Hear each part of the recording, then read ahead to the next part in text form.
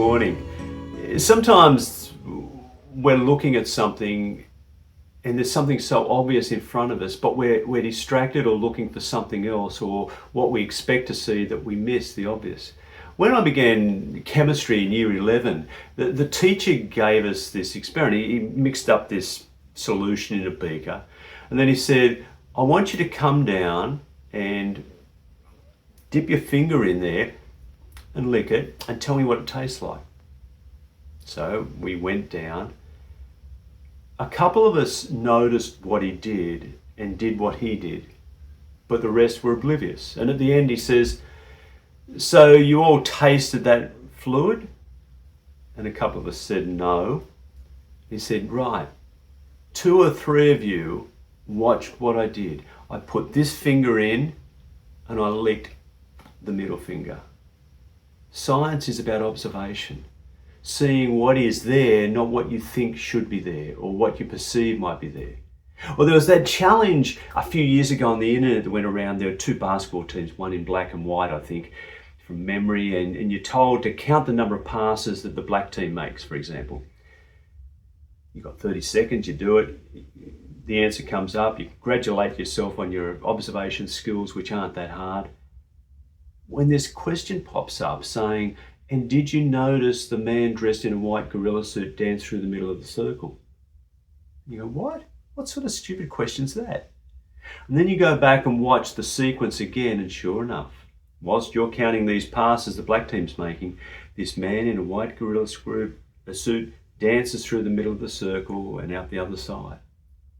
And you missed it, because you weren't looking for it, you were looking at the passes.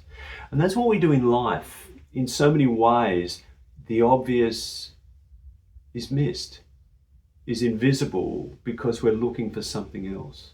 We're distracted or deflected or focused on something else. And Jesus tells stories about this. And this week in particular, having spoken about things that are lost and being found, and his whole ministry and life about reaching out to those who are on the edges and the fringes, those who are despised and judged and rejected and ruled out of God's love, of going and inviting them in.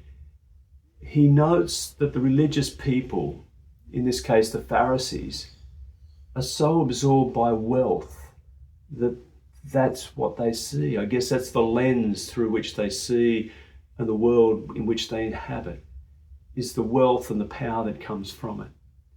And he says there's a rich man, and in a few phrases he describes this man as profoundly wealthy by the clothes he wears and the sumptuous food he eats at every meal.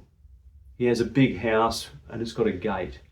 And there at the gate, a poor man, a pitiably, pathetically poor man, is dumped. And strangely, for Jesus' parables, this man actually has a name called Lazarus. Lazarus is the Greek form of the Hebrew Eliezer or El-Azar. God helps. This man is God helps. He's a pitifully poor man who is not dressed in fine clothes, but is covered in sores, and wishes to have something of the food that falls from the rich man's table. But he gets nothing. But even the dogs lick his sores. And there's 2 ways that commentators look at that. It could be he's so pitiful that even the dogs lick his sores, that he spies dogs. Or the dogs care, the pitiful dogs care for him, whilst the rich man doesn't. Even the dogs care for him and show compassion. There's this sense or this understanding that dog saliva has healing properties for sores, open wounds. The dogs care for him, but the rich man doesn't. And they both die. And this is not a story of heaven and hell, which are not mentioned in here, but which we assume for some reason. Lazarus goes to the bosom of Father Abraham, the great patriarch of the Hebrew people, the Jewish people. The rich man, it says, is buried. The poor man presumably is thrown out on a rubbish heap or something, doesn't even have a proper burial. The rich man dies, and descends to Hades, which is just this lowly place where he's tormented.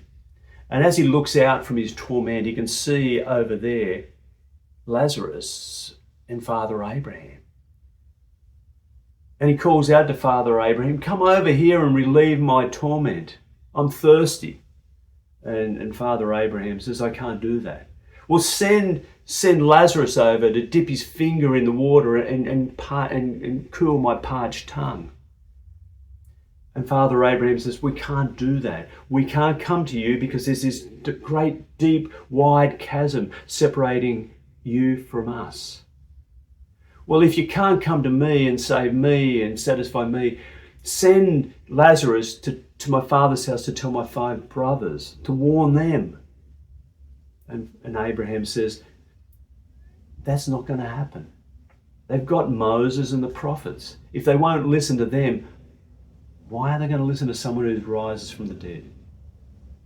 For Luke, a reference to Jesus, if the people around him, the religious people and so on, won't listen to their own prophets, their own wisdom people, they're not going to listen to this one who rises from the dead, this Jesus. They're so obsessed with money and wealth and power.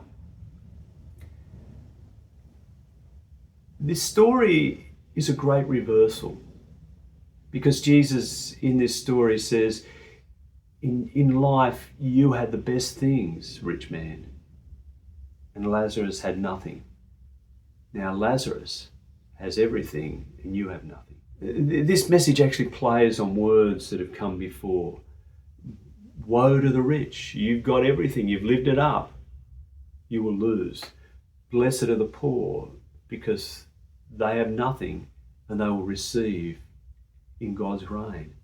And it's a story of God's reign and its reversal. It's turning the world upside down. But for me, as I've wrestled with this story and read different commentators, the thing I keep coming back to is the chasm.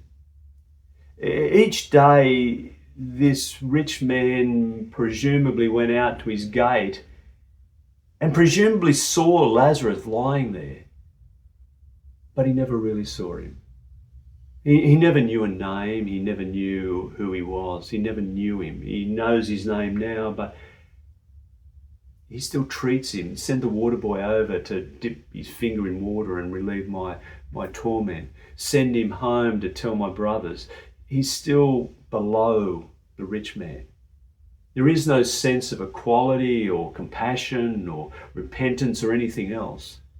And the chasm that is described is really a chasm of the rich man's own creation. He's the one who's built the gate. He's the one who creates the fence. He's the one who holds that fence, that gate between him and Lazarus. He's the one who creates the chasm, the divide. And so do we. In their culture, the people listening to this story initially would be shocked because they would see the rich man as being blessed, a good man. The rich are blessed by God. The poor, they must be sinful, cursed by God. But in Jesus' teaching here and elsewhere, there is a reversal in that sense. He reaches out to the poor and names them as children of God, and accuses the rich of being so obsessed by their wealth that they turn themselves away from God by turning themselves away from the poor, who won't live in compassion for other people, but hoard for themselves and use their power to create barriers and divisions and judge and push others away. And this is what the religious people were doing, and what Luke's story that Jesus tells is trying to confront. In our world too, we don't have quite the sense of the rich are blessed and the poor are cursed by God. But we certainly look at the rich and the well-off and assume that they've worked hard, that they're somewhat deserving. We may not think that of the mega rich. We also look at the poor as lazy, as deserving. You didn't work hard, or you're stupid, or you deserve what you get. When the government needs to close deficits, it usually looks at welfare services, not taxing the well-off. As soon as you raise the idea of taxing the well-off, of taking something of that they have and giving it to the people who need it, there's a huge backlash. And any government that tries that will be voted out in an instant. We see the poor as in their place and deserving. It's almost at times, subconsciously I guess, they justify our position. They give us a sense of our own entitlement and self-satisfaction. We're not like them. And they become invisible to us. There's a woman in Parramatta when I used to work down there. She was an older woman who had some scarring on her face and wasn't that big and was always dressed up in thicker clothing, odd clothing. And she wheeled a trolley around. It was full of bags and stuff, probably the things she owned. She seemed to me homeless. I saw her a few times talking well to people, usually those she trusted, welfare workers and those who cared for her. But the rest of the population really didn't notice her, except to make a wide berth around her.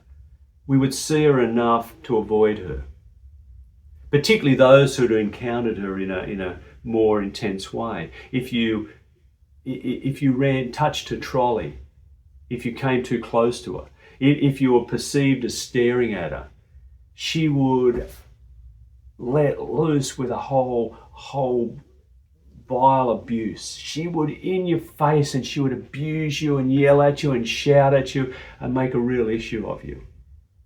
Once that happened, you would make a very wide stand. Most of the time we didn't actually see her. We saw her without recognizing, without understanding, without noticing who she was. And that's the case with so many people who are poor.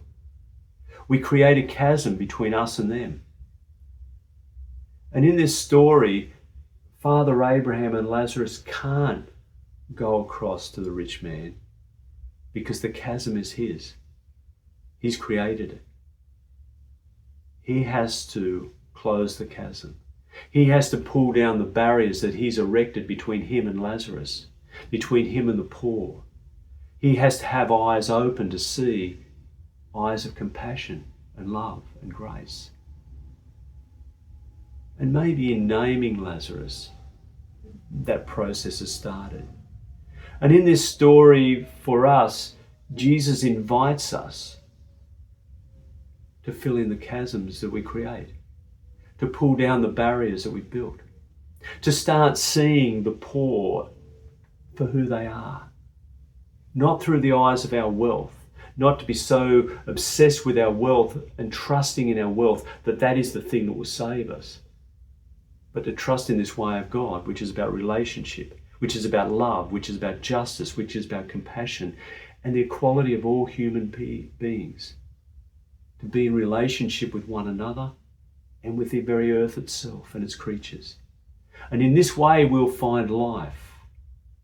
And the stories of torment, whether it be the poor man at the gate or the rich man in death,